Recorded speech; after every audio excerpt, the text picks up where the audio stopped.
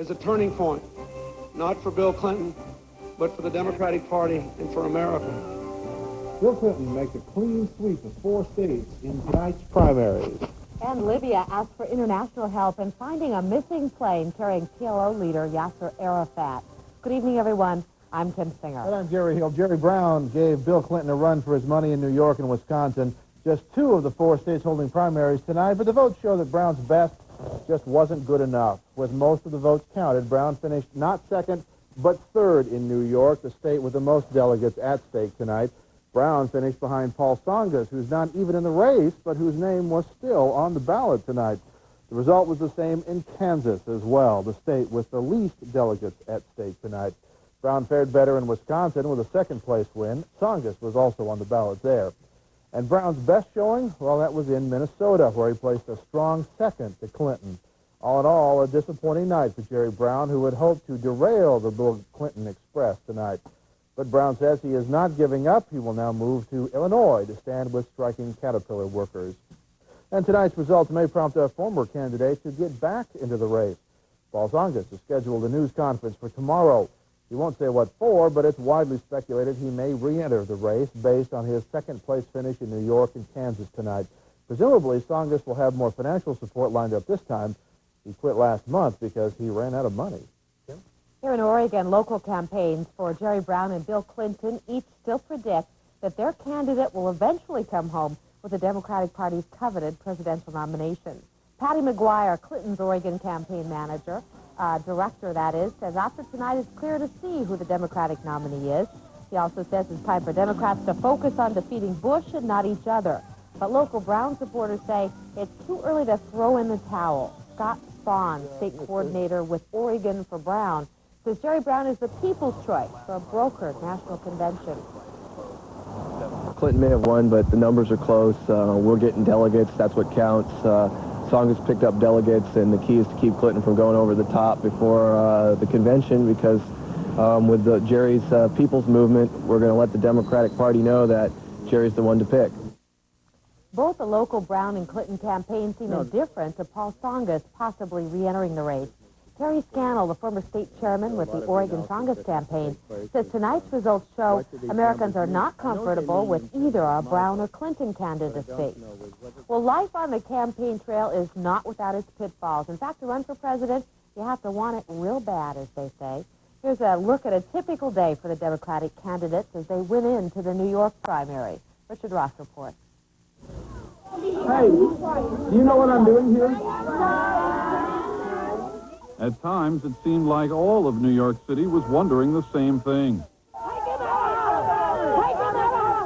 Yes, the big city opened its arms for the Democratic candidate. Martin, all drug dealers are just the ones that contribute to your campaign. It always has something of the miraculous in it when the unexpected happens. And the unexpected has a way of happening now with a regularity. Whoa. What's so amazing is we're having all these big rallies and nobody's throwing anything. They're not yelling anymore.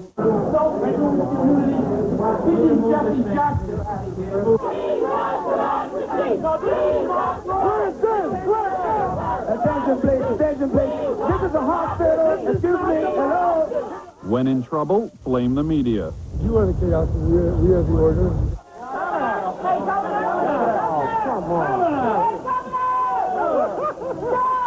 What about the Washington Post article about Hillary Clinton staying back? Right now, guys. You guys are not nice to me. You know what's going to happen to you? Just lean back a little bit.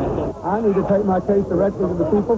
That's what I'm going to do. So you think the New York media filters out the issues and focuses on the sleaze and the junk? No, I didn't say that. No, I'm not storming out. I'm pregnant. I'm sorry. The journalists following Governor Brown were due some apologies. On the eve of the primary, the press bus was taken to the Bronx. The only problem was Brown was speaking in Brooklyn. And then on primary morning, the bus company followed Governor Brown's campaign theme, Take It Back. Not my fault. I'm just doing my job. Okay. Let's just let cooler heads for that. The bus driver was told to collect $925 payment from the Brown campaign, or else it was going nowhere. I thought out that way was New York. Little milk in it. You want a little milk? Yeah. How about a little cream? Good morning, folks. Say good morning, Governor Clinton. Hello, man. Vote on April 7th. Oh. No, it isn't. Oh, we're jaywalking in New York. I never thought I'd get to do that. Neither did the voters.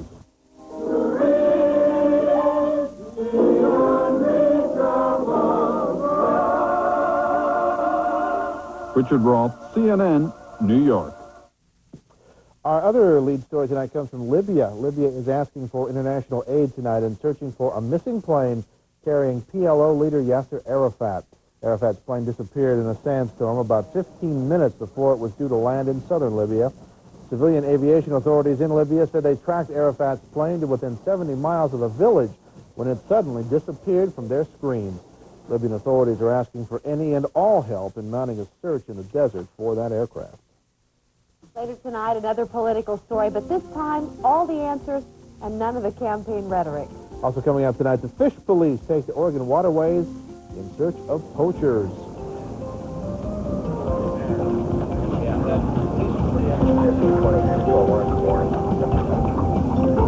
The mother of 9 was attacked Sunday night with a baseball bat. One of her children faces charges in connection with that beating. Rosie Fiallo has the latest.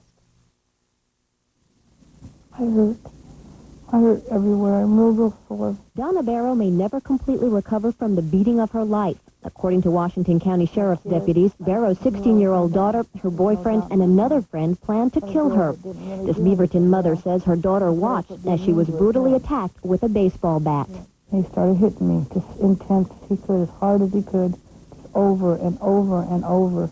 I just kept begging him, please don't kill me, please don't kill me, my babies. Just nothing seemed to stop him. My little girl, Keisha, ran next door and called 911. I think when George left the house, he thought I was dead. Barrow's daughter, Shavonda, is in custody here at Donald E. Long. So is 16-year-old Shane Sofer. According to the Washington County Sheriff's Department, both were arrested on juvenile charges of conspiracy to commit murder. 20-year-old George Turner is also in custody. He was arrested on charges of attempted murder 1 and assault 1. The beating allegedly happened Sunday night in Barrow's Beaverton home. According to investigators, the 3 attempted to make the baseball bat attack look like a robbery. Barrow says her daughter has been in trouble with the law before. She describes Shavonda as uncontrollable, but Barrow says she never expected her daughter to turn on her. I don't think she was thinking. I don't think she really had a reason. I don't think she really had a reason for doing this. I mean, I got mad at her for not cleaning her room up and not doing her chores. But I didn't hit her or nothing. An outpouring of love from family and friends will help heal Barrow's wounds. She suffered 2 broken arms, a bruised knee, and head injuries. Barrow says she still loves her daughter, but says she never wants to see the troubled girl again. Rosie Fiallo, the 10 o'clock news. Opening arguments begin tomorrow in the case against Alvin Harold Brown. Now, he's charged with attempted aggravated murder, attempted rape, kidnapping, assault, robbery, and delivery of a controlled substance. Last fall, Brown allegedly pushed one prostitute from a moving car and then threw another over an overpass. Portland police say Brown is also a suspect in as many as 4 unsolved murders. Researchers at Oregon State University and at Oregon Health Sciences University bought animals from a Lebanon animal dealer, but said they had no way of knowing that the dogs or cats they purchased may have been illegally acquired from their original owners. Lynn County Sheriff arrested animal dealer David Stevens for alleged theft by deception and turned over 27 of the dogs and cats they found at his kennel to the Oregon Humane Society. Animal rights advocates and at least one former dog owner accused Stevens and his partners of acquiring animals from owners who wanted to give them up to free homes. They charged that Stevens said the animals would go to loving homes. In the state of Oregon, through this legislation that was recently passed, to check these things out. We don't have an investigative arm of the university that goes out and checks out every person that we purchase from. Oregon State University has purchased some cats from the D&L kennels in Lebanon. Researchers there say animals used to be available from other sources for about $10 each, but the controversy over animal research, they say, has driven up the prices and encouraged an illegal market. The cost of dogs and cats are $300, and so it's become very lucrative for individuals to steal an animal and sell it to a dog dealer. and so society has created itself a monster. Well, Channel 12 has documentation that shows OSU bought cats from David Stevens. Dr. Patton says the university never bought dogs from him. OHSU spokesmen say they stopped buying the dogs and cats last August when accusations about how Stevens was getting the animals were first made. University of Portland has disbanded one of its fraternities, suspended a sorority, and 4 students for hazing. Marilyn Deutsch has that story. University of Portland officials say they've talked to as many as 50 students about the hazing incidents that went on before spring break. But the administration is not saying much more. We really aren't comfortable talking about the details. Director of Student Activities Sally Click says no one was injured, but We believe that the activities that happened really, at the baseline, compromise people's dignity. And you just don't treat people like that. hazing is against Oregon state law. It is defined as subjecting someone to physical harm or danger. Members of the fraternity Iota Kappa Pi and the sorority Psi Chi Eta say there was some wrongdoing, but they think the university administration has overreacted. Pledges do admit to drinking and that some kind of sexual charades went on. Just acting things out, but it was like, it wasn't to the full extent. It was just quick. It was just, it wasn't really getting down. I mean, There was no physical contact. right. Mike Killian, who just finished pledging Iota, says he was not forced into doing anything he did not want to do. And that includes plunging into a cold Willamette River. Yes, we did go swim in the river, but there's nothing wrong with that. I mean, there's nothing illegal with that. You did that as you pledged? Yes. You don't mind the fact that you did that? While students and the administration are at odds over the disciplinary actions, they are working together on a task force to decide whether the Greek system should remain on campus. In Portland, Marilyn Deutsch for the 10 o'clock news. Well, 2 more students have been ordered to perform community service, and as many as 4 students could be disciplined.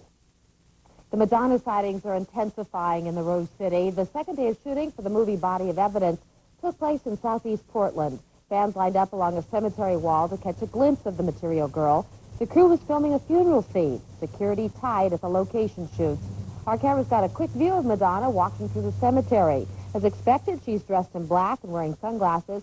Madonna is also wearing a scarf on her head and another one around her neck. Filming continues in Portland for 4 more weeks. Well, the ski operators still happy up on the mountain. They got some snow over the weekend. Got a little bit over the weekend. What about this week? Yeah, snow level's up there around 5,000, just at that, kind of dicey level where we may have rain when